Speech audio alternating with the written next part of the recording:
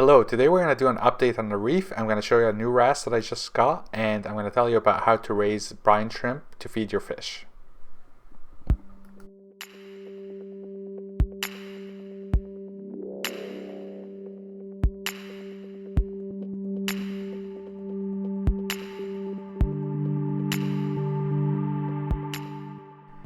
Alright everyone, welcome back to Amra Azul TV. Wow, it's it's December, Christmas time.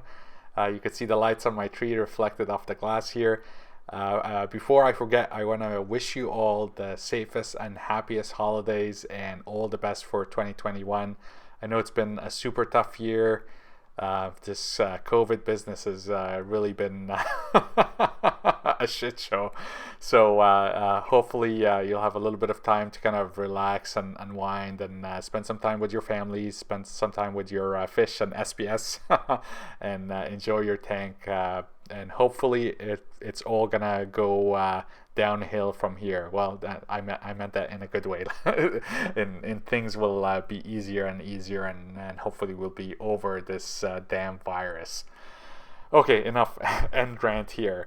The tank has been doing really well. Let's see, let me do a quick parameter check for the folks that are interested to know what I run my tank at. So I'm looking at my Trident right now. It's 8.5 alkalinity, calcium 440, magnesium 1460, temperature is 79.4, pH ranges between 7.9 to like 8.1, and my salinity is around 36 pp. Is it ppt or ppms? I don't remember now. I'll write a note in the comment. Fish and corals are doing really well.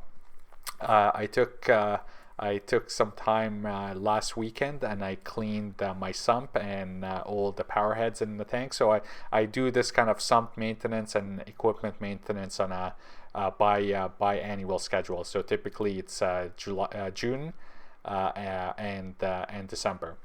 And I did also spend some time kind of clipping some of the fast-growing acropora because I want to have an even look to this new my new rebuild. I don't want to have some colonies getting like too big too fast. So I've been kind of on top of things and clipping the colonies and the frags that are just growing too much and potentially taking over. All right, I got to tell you about this new fish that I got. It's leopard wrasse. You guys know I love my wrasses, and this is the Melagenaris, I think is the species name, and the common name I think is the green leopard wrasse. It's the most common leopard wrasse, and in my mind I think it's the most beautiful leopard wrasse. And I've had ornate leopard wrasse, I had blue star leopard wrasse, I currently now have a moire leopard wrasse in the tank, but I've always wanted this one, and I did try I think 2 more times previously with this species. And they died during the quarantine. So they are finicky eaters, and I'm just going to share with you a couple of tips that I have. I did do a video on like how to QT leopard wrasses. Actually, how to QT wrasses in general. But because I knew this fish is a little bit finicky, I've been essentially running my Evo system, Evo 13-gallon system, which is now de facto fish quarantine system now. I've been running it kind of continuously. It's never been shut down, and I make it like really, really dirty. You see all this algae. There's live rock. I make sure to kind of like feed the tank. There's some cleanup crew in there, and the idea of this is to make sure that the tank actually has a healthy pod population. And then I'm going to show you in a little bit. As soon as I get a fish in, one of the biggest things for me is nutrition, right? Like if I see a fish eating and looking for food, I kind of just know that things are going to work out well. So I like having this established system because it essentially allows me to like throw as much food as I can to get the fish to eat. Now this fish has been quarantined for 2 weeks now, and still till this day has been totally ignoring all live food and pellets that all frozen food and pellets that I've put in the tank.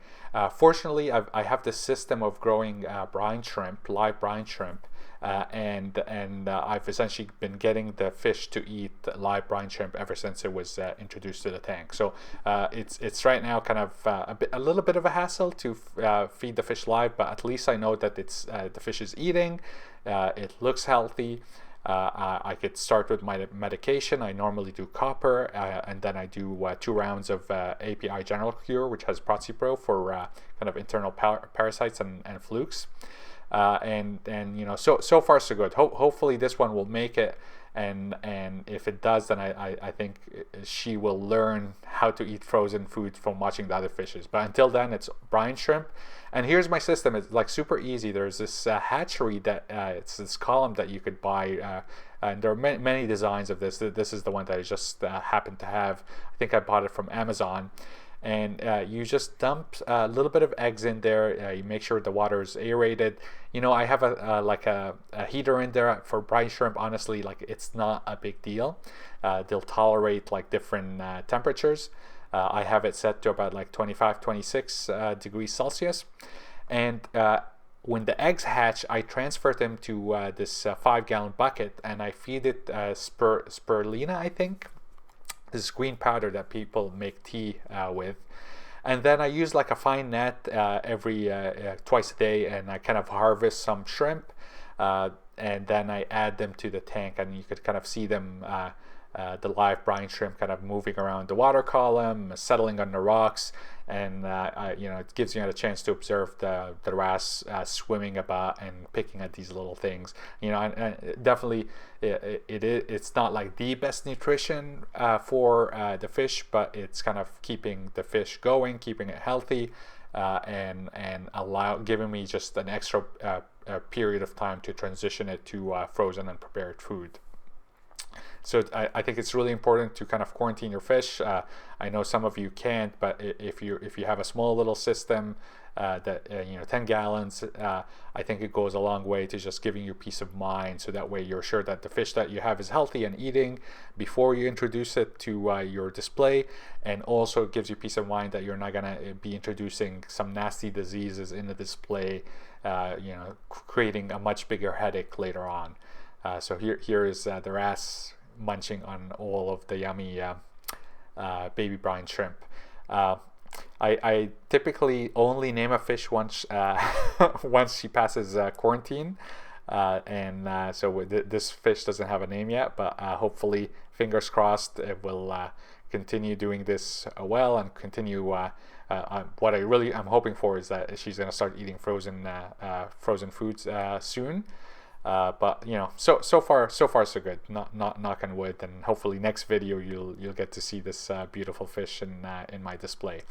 I think if she does make it through quarantine, then I might have to rehome my Moyer leopard wrasse, because well, the Moyer leopard wrasse is getting a little bit too big for the tank, and you know, I'm a little bit concerned having 2 leopard wrasses in my small system.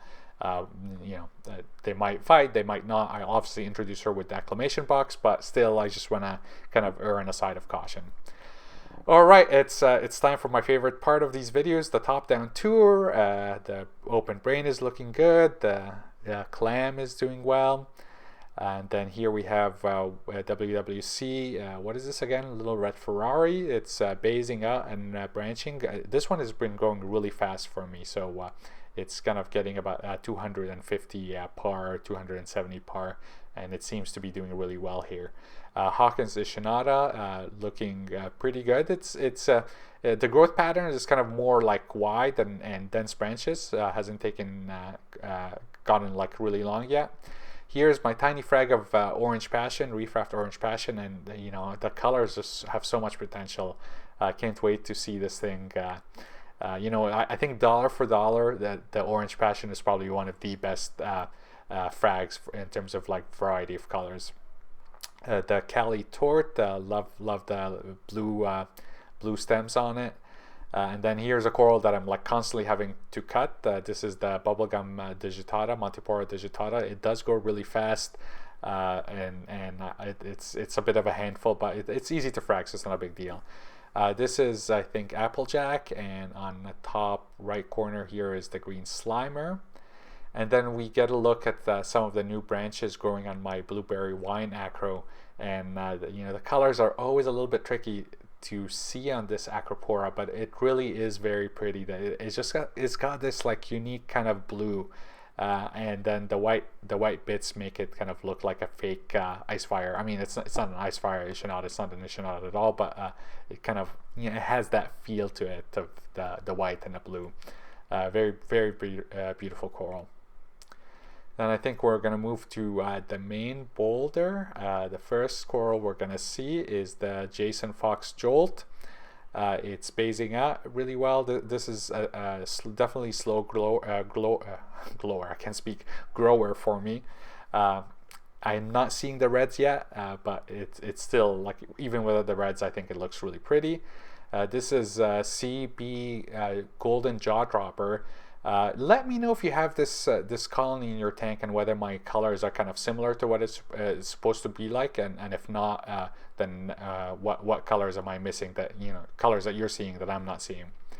PC Rainbow, I think I'm a big convert. I used to think that the pictures of PC Rainbow were a bit photoshopped, but some of them are higher up in saturation, but the PC Rainbow is definitely a stunner.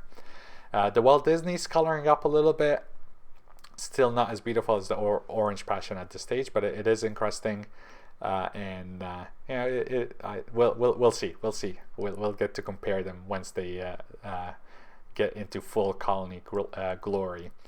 The Strawberry Shortcake is recovering really nicely. If you remember, this frag from a few months ago was really pale. I think it was gonna die, but it's coming back. I'm seeing some really lovely kind of that strawberry tips and a nice minty green base. Marvin the Martian is looking fabulous. Love that mini colony. And this is Pot of Gold Millipora from Reef Raft. And I am starting to see a little bit of like yellows. Before it used to be just kind of green. I am noticing kind of a change in the fluorescence of the tissue. So maybe it is gonna get a little bit more yellow as it grows and gets more light. This is Reef Raft Pac-Man, growing really well on the sand bed, getting maybe like 200 par.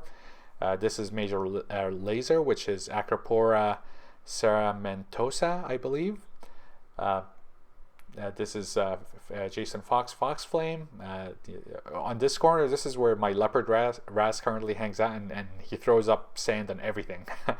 The Pink Cadillac is recovering a lot of the color. This is the Bonsai. You see those new branches on the bottom. And my Pink Lemonade is still slowly, definitely another like slow encruster and grower, but it's the colors are I think beautiful, so I can't wait to see what it does as it grows bigger. My TNT and Acropora, this is expanding and growing, so I love the little dash of orange that you get from this colony. And then on top of it, which we're gonna go there soon, is what is this? This is the Reef Raft Rainbow Loom. Very pretty colony. I love the juxtaposition between the green base and a nice like pink tips. Very beautiful. And then right beside it is the Miyagi Tort, which this is definitely a colony that I've been fragging a lot, because it does grow really quickly, and it will take over if I let it. And we're gonna end on this lovely kind of trio of Acropora and the Trachophilia on the bottom. All right, that's it, everyone. Thank you so much for watching. Again, wishing you and your family the best for the holidays, and the best for 2021. All right, see you around. Stay safe.